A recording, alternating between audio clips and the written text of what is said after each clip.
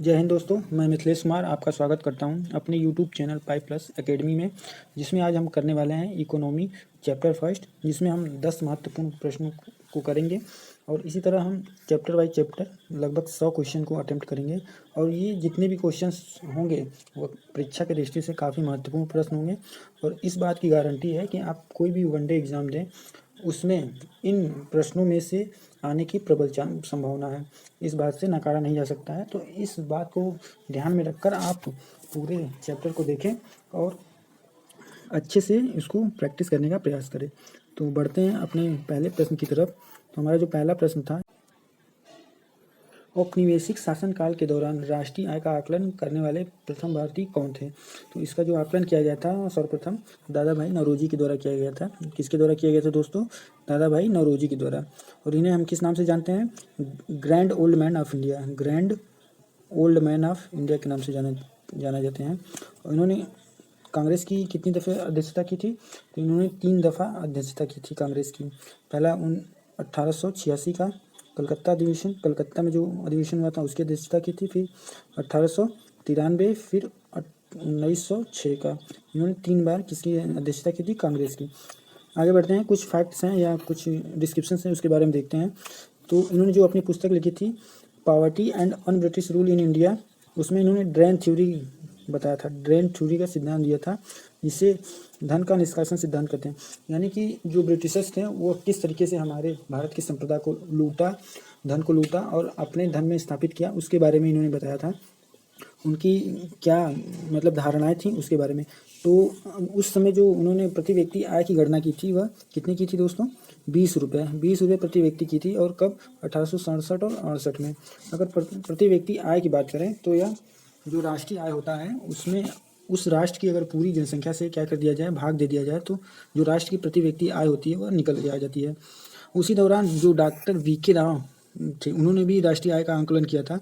तो उनका जो आकलन था वह काफ़ी एक्यूरेसी के साथ था। तो उनका जो आकलन था उनको काफ़ी महत्वपूर्ण माना गया है इस दृष्टि से। तो आगे बढ़ते हैं अगले प्रश्न की तरफ। प्रश्न संख्या दूसरा है कि भारत में आधुनिक उद्योग का प्रारंभ सी.एन. डेवर द्वारा मुंबई में सूती मिल स्थापना के साथ माना जाता है। यह किस वर्ष हुआ था? तो ये इसकी जो शुरुआत हुई थी वह कब हुई थी दोस्तों? 1854 में। 1854 में सी.एन. डेवर के द्वारा मुंबई में सूती मिल की स्थापना की गई थी और इसी के साथ आधुनिक उद्योग की शुरुआत मानी जाती है। भारत में आधुनिक उद्योग की शुरुआत कब मानी जाती है? इस सूती मिल की स्थापना के साथ 1854 में। ठीक है दोस्तों, कुछ आगे देखते हैं, इसमें कुछ फैक्ट्स हैं। तो भारत में जो सर्वप्रथम उद्योग स्थापित किए गए थे उनके बारे में दिया गया है। तो सूती वस्त्र उद्योग की स्थापना कब हुई थी?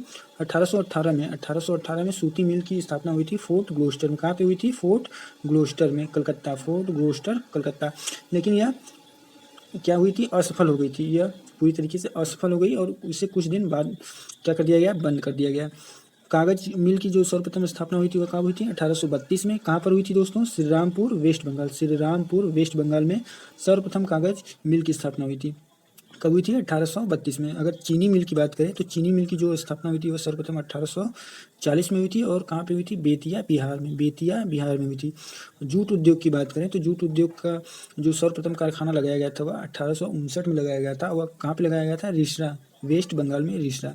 अगर जूट के उत्पादन की बात करें तो सबसे ज़्यादा जो जूट उत्पादन होता है वह कहाँ होता है दोस्तों? वेस्ट बंगाल में। वेस्ट बंगाल सबसे ज़्यादा जूट उत्पादन करता है पूरे भारत का। आगे बढ़ते हैं अगले प्रश्न की तरफ। तो प्रश्न संख्या तीसरा है कि सार्वजनिक निर्माण विभाग यानी कि पीडब्ल्यूडी की स्थापना लॉर्ड डलहौजी द्वारा कब की गई थी? लॉर्ड डलहौजी ने किसकी स्थापना की थी? पीडब्ल्यूडी विभाग की स्थापना किसने की थी? लॉर्ड डलहौजी ने। कब की थी दोस्तों? तो इसकी जो स्थापना इसने की थी 1854 में की थी। इसने 1853 में इसी के शासनकाल में सर्वप्रथम ट्रेन का परिचालन हुआ था। कहाँ से कहाँ तक हुआ था? तो मुंबई से थाने के बीच में हुआ था। काफ़ी पूछा जाने वाला प्रश्न है, महत्वपूर्ण। मुंबई से थाने के बीच में हुआ था और यह प्रश्न काफ़ी इंपॉर्टेंट है। सारे प्रश्न लगभग इंपॉर्टेंट हैं, लेकिन 1854 यह जो पीडब्ल्यूडी की स्थापना किसके द्वारा की गई थी? लॉर्ड डलहौजी के द्वारा की गई थी। ये काफ़ी महत्वपूर्ण है। और इसने एक और विभाग की स्थापना की गई थी, तार विभाग और डाक विभाग। डाक विभाग और तार विभाग, इसकी भी स्थापना किसके शासनकाल में हुई थी? लॉर्ड डलहौजी के शासनकाल में हुई थी। आगे बढ़ते हैं। तो इसके डिस्क्रिप्शन में वही है जो मैंने बताया आपको कि 1854 में पीडब्ल्यूडी विभाग की स्थापना की गई थी और इसी काल में 1853 में पहली बार रेल का संचालन शुरू किया गया। मुंबई से थाने के बीच में पहली ट्रेन चली थी और इसी के काल में ही डाक एवं तार विभाग की भी स्थापना की गई थी। आगे बढ़ते हैं, प्रश्न संख्या चौथा कि जननांकी संक्रमण के प्रथम से द्वितीय सोपान की ओर संक्रमण का जो विभाजक वर्ष कौन सा माना जाता है? तो इसका जो सही उत्तर है, संक्रमण का जो विभाजक वर्ष यानी कि ग्रेट डिवाइडिंग ईयर किसे माना जाता है? 1921 को ग्रेट डिवाइडिंग ईयर के नाम से जाना जाता है इसे। जो संक्रमण काल यानी कि जो स्टेजेज होते हैं जनसंख्या का, संक्रमण स्टेजेज होते हैं, उसे 4 भागों में विभाजित किया गया है। चार भागों में, 1 2 3 4। पहले स्टेज में क्या होता है कि जो मृत्यु दर होती है वह अधिकतम होती है, उसके साथ साथ जो जन्म दर यानी कि बर्थ रेट होती है वह भी अधिकतम होती है, यानी कि बर्थ रेट भी अधिकतम होती है और डेथ रेट यानी कि मृत्यु दर भी क्या होती है? अधिकतम होती है। जब दूसरे स्टेज में क्रॉस करते हैं तो जो जन्म दर होती है वह तो अधिकतम होती ही होती है, उसके साथ साथ जो मृत्यु दर होती है उसमें थोड़ी सी कमी आती है। इसकी वजह से क्या होती है कि जो जनसंख्या की वृद्धि दर होती है वह थोड़ा सा ऊपर उठती है। फिर आते हैं तीसरे स्टेज पे, तो जो यहाँ पे मृत्यु दर होती है वह कम हो जाती है और जो जन्म दर होती है वह वैसी की वैसी रहती है, यानी कि उसमें कमी थोड़ी हल्की फुल्की आती है लेकिन माना जाए तो वैसी ही रहती है। तो इसमें क्या होता है कि जो जनसंख्या वृद्धि दर होती है वह क्या होती है? अचानक से बढ़ जाती है, यानी कि जनसंख्या विस्फोट जिसे कहते हैं वह तीसरे स्टेज में आता है। अगर बात करें चौथे स्टेज की, तो इसमें क्या होता है कि जो जनसंख्या की वृद्धि दर होती है यानी बर्थ रेट होती है, सॉरी, वह क्या होती है? थोड़ा सा कम हो जाती है, कम थोड़ा सा नहीं मतलब ज़्यादा कम हो जाती है। लोगों की एजुकेशन सिस्टम और इंफ्रास्ट्रक्चर काफ़ी डेवलप हो जाती है, तो उस सोच के हिसाब से एकल परिवार की अवधारणा आ जाती है, जिसकी वजह से जन्म दर कम हो जाती है और मृत्यु दर में भी कमी देखी जाती है, क्योंकि इंफ्रास्ट्रक्चर काफ़ी डेवलप हो चुका होता है। तो महामारी, अकाल, ये सब क्या होते हैं? कम आते हैं। इसकी वजह से यह जो पीरियड माना जाता है वह काफ़ी जनसंख्या की दृष्टि से मतलब डेवलप्ड कंट्री में देखा जाता है ऐसा। तो इस समय जो भारत की स्थिति है वह 4th स्टेज पे है। तो आगे इसके डिस्क्रिप्शन में देख लेते हैं कि आगे क्या है। सॉरी, 1921 के पूर्व जो भारत की जननांकी संक्रमण के प्रथम सोपान में था, यानी कि जो 1921 से पहले था भारत, वह जो जनसंख्या की दृष्टि से मतलब संक्रमण में वह क्या था? पहले स्टेज में था। फिर उसके बाद जो दूसरा स्टेज आया 1921 से 1951 के बीच में आया, 1921 से 1951 के बीच में आया था। 1921 से 1951 का सेकंड स्टेज था और 1951 से 1981 के बीच में यह तीसरा स्टेज था। यानी उस दौरान जो जनसंख्या का विस्फोट काफ़ी अधिक हुआ था, यानी जनसंख्या वृद्धि दर काफ़ी बहुत ज़्यादा थी। फिर उसके बाद क्या हुआ कि 1981 से अब तक जो है यह 4th स्टेज में है। 4th स्टेज में है। इसमें क्या है कि जनसंख्या तो बढ़ रही है, लेकिन क्या है, जनसंख्या का वृद्धि दर क्या है? कम हुआ है। और उस समय 1921 में जो जनसंख्या में ह्रास हुआ था वो कितना था? -0.31%। तो इसे याद रखिएगा आप लोग कि 1921 को किस लिए जाना जाता है? ग्रेट डिवाइडेड ईयर के नाम से जाना जाता है। आगे बढ़ते हैं दोस्तों। प्रश्न संख्या 5वां है कि मानव विकास सूचकांक की अवधारणा का विकास किसने किया था? मानव विकास सूचकांक की अवधारणा का जो विकास किया गया था किसके द्वारा किया गया था? तो इसकी जो अवधारणा है उसका विकास अमर्त्य सेन और महबूब उल हक के द्वारा दोनों ने संयुक्त रूप से मिलकर किया था। महबूब उल हक के जो अमर्त्य सेन थे वह सहायक थे या उनके वरिष्ठ क्या करते थे? वरिष्ठ सहायक थे इकोनॉमिक्स के क्षेत्र में। तो इन दोनों लोगों ने इसे मिलकर मानव विकास सूचकांक को जनरेट किया था। अगर अमर्त्य सेन की बात करें तो अमर्त्य सेन को नोबेल पुरस्कार दिया गया था। कब दिया गया था? 1998 में। किस लिए दिया गया था दोस्तों? तो इनको जो नोबेल प्राइज प्रदान किया गया था वह भूखमरी और गरीबी को मिटाने के लिए जो इन्होंने एनालिसिस किया था उसके लिए इन्हें जो प्रदान किया गया था, नोबेल अवार्ड प्रदान किया गया था। और 1999 में इन्हें भारत रत्न भी दिया गया था। भारत रत्न भी 1999 में दिया गया था। आगे बढ़ते हैं इसके डिस्क्रिप्शन में। सॉरी, मानव विकास सूचकांक जो है 3 आयामों पर डिपेंड करता है। पहला क्या है? स्वास्थ्य, दूसरा शिक्षा, तीसरा आय। ये 3 आयामों को काउंट किया जाता है किसमें? मानव विकास सूचकांक में। अगर मानव विकास सूचकांक की बात करें तो इसे कौन जारी करता है दोस्तों? इसे UNDP, united nation development programme के द्वारा जारी किया जाता है प्रत्येक वर्ष। और इसका जो उच्च मानक है यानी कि उच्च जो स्टैंडर्ड है वह 1.0 तक है, यानी कि जो भी कंट्री 1 तक आता है, 1 पॉइंट अगर तक या 1 पॉइंट से नीचे जो भी है उसको क्या माना गया है? हाईएस्ट मानव विकास सूचकांक में उसे हाईएस्ट कंट्री यानी डेवलप्ड कंट्री का दर्जा प्रदान किया गया है। आगे बढ़ते हैं। प्रश्न संख्या 6 है कि आर्थिक विकास में तेजी के लिए पूंजी उत्पाद अनुपात कैसा होना चाहिए? पूंजी उत्पाद और अनुपात कैसा होना चाहिए?